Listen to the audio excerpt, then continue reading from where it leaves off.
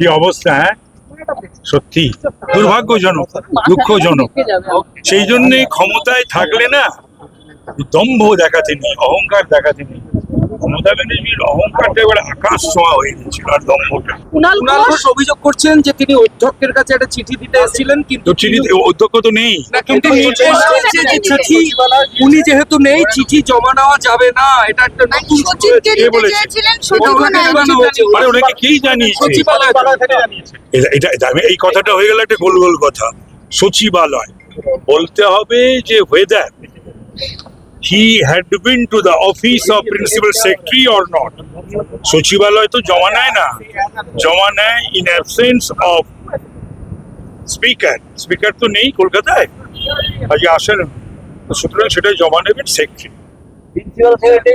যেটা বলছেন যে সচিবের কাছে গতকাল একটি চিঠি দিয়েছে, সচিব সেটা রিসিভ করেছে, বলছেন নিতে পারবে না ওরা চিঠিটা।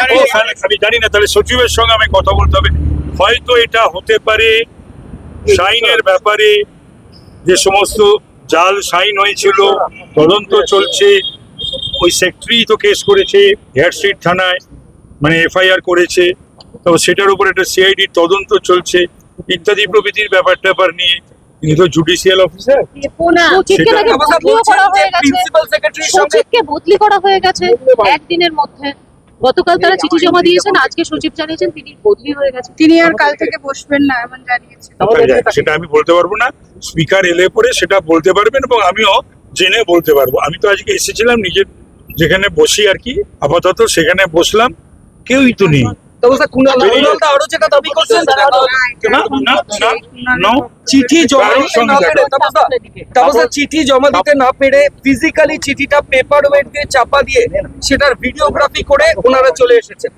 মানে অফিসিয়ালি সাবমিট করতে পারেননি, ফিজিক্যালি চিঠিটা দিয়ে এসেছেন, পেপার ওয়েট দিয়ে চাপা দিয়েছেন, ভিডিওগ্রাফি করেছেন। সেগুলো কিছু ব্যাপার নাই তো, যা ওরা করেছে। তার মানে এটাই আইনত যেহেতু মামলা চলছে, সেই কারণে না। আমার মনে হচ্ছে যে একটা তো মামলা টামলা চলছে, সিআইডি, হ্যান্ড রাইটিং এক্সপার্ট, এ সমস্ত তো হয়েছে না, এবং সেই সব কারণে হয়তো তো এই যে বলছে যে ইয়ে নেই, সেক্রেটারি নেই। সচিব আছেন। আগামী কাল থেকে আমি আর নেই, আমার হয়তো বদল হয়ে গেছে। এবং পাশাপাশি কুণাল ঘোষ বললেন যে পার্টিকুলার টিএমসির কোনো চিঠি তিনি জমা নেবেন না, এমনটাই নির্দেশ স্পিকার।